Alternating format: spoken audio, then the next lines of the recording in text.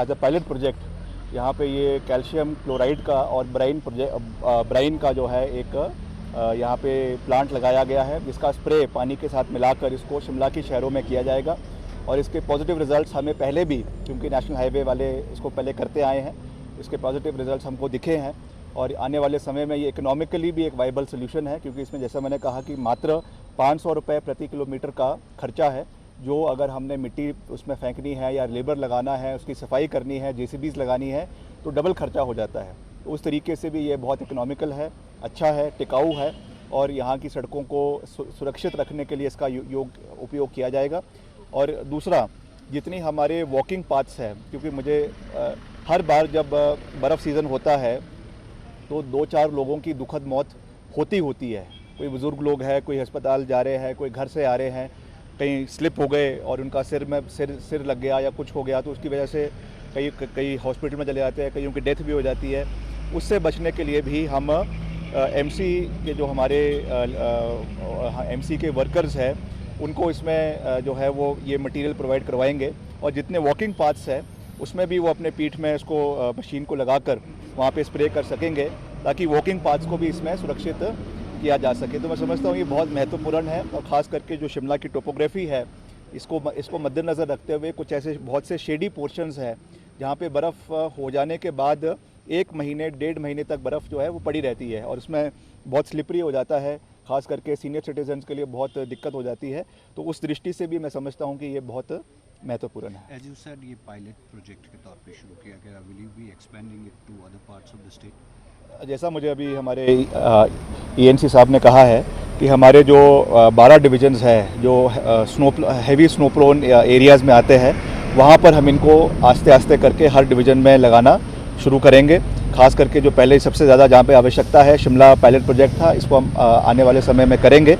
मगर निश्चित तौर से, क्योंकि जैसा मैंने कहा कि इसका जो खर्चा है बहुत कम आता है, कोई 10-15 लाख है इसके सेटअप करने का, प्लांट लगाने का, तो इसको हम इकोनॉमिकल भी है और इसको हम हर डिवीज़न में लगाने का प्रयास करेंगे। Apart from this, ahead of snow season, जो डी आइसिंग को लेकर प्लांट लगाया गया है, कितना महत्वपूर्ण है, which is based on basic science? अभी हमने कुछ दिन पहले ही मैंने आपको ब्रीफिंग करी थी मीडिया को, और हमने ये कहा था कि हमारा विभाग पूरी मजबूती से जो आगामी हमारा स्नोफॉल सीज़न है उसके इंतज़ार में है और पूरी तरीके से तैयारियां पूरी है। बस ये है कि बर्फ़ नहीं पड़ रही है, तो अब तो सिर्फ इंतज़ार है कि बर्फ़ पड़े, क्योंकि पिछले कल भी हम रोडू के इलाके में थे और बहुत सूखा पड़ गया है। और आगे बागवानों के लिए भी बहुत ज़रूरी है कि अब बर्फ़ इस समय पड़नी बहुत ज़रूरी है। ये तो मैं एक लाइटर वेन में कह रहा हूँ, मगर वैसे हमारे डिपार्टमेंट ने हर तरीके से तैयारी हम पूरी कर रहे हैं। और ख़ास करके जो हमारे 12 ऐसे डिविजन्स हैं प्रदेश के अंदर जो हैवी स्नोफॉल प्रोन है, तो वहाँ पर मशीनरी की डिप्लॉयमेंट्स के बारे में मैंने आपको पीछे ही जानकारी दी थी। चाहे वो JCBs है, आपकी बड़ी पोकलेन्स है, वो भी लगाई जा रही है। और भी मशीनें हमने कुछ डिपार्टमेंट से प्रोक्योर करी है, कुछ और डिवीज़न से, लोअर हिमाचल से टेम्परेरीली उनको उस एरिया में शिफ्ट किया है, ताकि यातायात में कोई भी असुविधा उस क्षेत्र के लोगों को ना मिले। आज उसी कड़ी में एक और मजबूत कदम हमने लिया है। मैंने आपको उस दिन भी जग जाहिर किया था कि जब हम विपक्ष में थे उस समय भी हमने ये चिंता व्यक्त करी थी कि जब बर्फ़ सफाई होती है तो उसमें काफ़ी हमको उसमें धांधली देखने को मिलती थी। और विपक्ष में रहते हुए भी मैंने कई बार इस विषय को विधानसभा के अंदर रखा, क्योंकि आप देखते हैं कि कितनी क्लियरेंस हो रही है, कितने टेंडर्स जो है वो स्नो क्लियरेंस के लग रहे हैं, कितनी बर्फ़ साफ़ हो रही है, उसकी एक स्पष्ट स्थिति नहीं आ पाती है। और उसकी वजह से कहीं ना कहीं इसमें स्कोप जो है वो करप्शन का रह जाता है। इसलिए उसको हमने कम करने के लिए, उसको ज़ीरो करने के लिए एक नया इनिशिएटिव डिपार्टमेंट ने आज लिया है। ये एक पहला प्लांट हमारे BNR ने कैल्शियम क्लोराइड का और ब्राइन का जो है यहाँ पे शिमला के अंदर लगाया है। और इससे जो इसका मिक्सचर तैयार किया जाएगा उसको हमारी गाड़ियों के माध्यम से जितनी भी सड़कें शिमला शहर के अंदर है, और आने वाले समय में और भी डिविजन्स में भी इसको हम शुरू करेंगे, वहाँ पे इसको स्प्रे किया जाएगा, ताकि इसकी जो हीट बनती है उससे जो बर्फ़ की फॉर्मेशन रोड पे है वो एकदम पिघल जाएगी। तो जिस दिन एंटिसिपेटेड है कि स्नोफॉल होने वाला है उसके पहले हम इसको जो है वो सड़क के ऊपर इसको स्प्रे किया जाएगा और इससे जो है बर्फ़ सड़कों पे जमेगी नहीं। और इसकी जो कॉस्टिंग है वो भी बहुत इकोनॉमिकल है। 500 रुपये प्रति किलोमीटर सिंगल लेन के रूप से इसका खर्चा आता है। इतना खर्चा तो हम जब हमारी बर्फ़ वगैरह पड़ती है तो उस समय जो मिट्टी डालने का लेबर का खर्चा है इससे 2 गुना ज़्यादा हो जाता है शहर के अंदर ही। तो मैं समझता हूँ कि ये सस्ता भी है, टिकाऊ भी है, इकोनॉमिकली फ्रेंडली भी है और कम खर्चे का भी है। तो इसका फ़ायदा मैं समझता हूँ कि इस क्षेत्र के लोगों को होगा।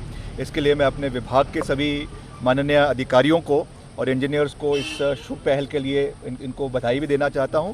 और आने वाले समय में जैसा हमने कहा कि 12 डिवीजन प्रदेश के अंदर ऐसे हैं जहां पे इनको और हम आने वाले समय में लगाएंगे ताकि वहां के लोगों को भी इस बर्फ़ के मौसम में पूरी सहयोग जो है वो मिल सके। तो दौरे पर थे और दावा करते गए हैं कि चारों सीटें लोकसभा की ज़्यादा मार्जिन के साथ जीतेंगे, तो कांग्रेस कितनी तैयार है? और देखिए हम अपने तरीके से पूरी तरीके से तैयार है।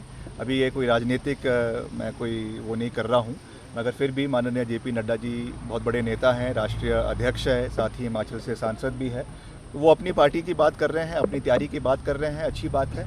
हम अपनी सरकार, हमारे माननीय मुख्यमंत्री जी, हमारी पार्टी अध्यक्षा, हम सब मिलकर आगे बढ़ रहे हैं। तो वो तो चुनावों की बात होगी, जब चुनावों की रण में उतरेंगे तो हर तरीके से अस्त्र शस्त्र निकाले जाएंगे और लड़ा जाएगा। अभी तो हमने तलवारें म्यान में ही रखी हुई है, मगर तलवारें पूरी तरीके से निकाली भी जाएगी और लहूलुहान भी किया जाएगा। तो ये है, बाकी हम लड़ेंगे और पूरी मजबूती से लड़ेंगे और पार्टी को यहाँ जिताने में हर संभव प्रयास करेंगे। देखिए, ये जैसा मैंने पहले कहा, ये कोई राजनीतिक मसला नहीं है और मैं समझता हूँ कि मैं सौभाग्यशाली हूँ कि हिमाचल में कुछ ही लोगों को जो है वो 22 तारीख का प्राण प्रतिष्ठा का निमंत्रण मिला है। और मुझे धन्यवाद करना है राष्ट्रीय स्वयंसेवक संघ का, विश्व हिंदू परिषद का, कि उन्होंने मुझे और मेरे परिवार को ये सम्मान दिया है। और 22 तारीख को जिस दिन माननीय प्रधानमंत्री जी अयोध्या में होंगे उस दिन का निमंत्रण हमें दिया गया है। और उस दिन निश्चित तौर से, क्योंकि ये जीवन में एक ही बारी ऐसा मौका मिलता है कि इस इतिहास का हम गवाह बन सके, तो एक सनातनी होने के नाते, एक हिंदू होने के नाते और देव समाज में विश्वास रखने होने के नाते ये मेरा परम दायित्व है, मेरी जिम्मेवारी है कि मैं उस दिन वहाँ पर उपस्थित रहूँगा भी और इस इतिहास को बनते हुए जो है मैं इसका गवाह बनूँगा। इसके लिए मैं निमंत्रण देने वाले सभी संस्थाओं का दिल की गहराइयों से बहुत बहुत धन्यवाद करता हूँ।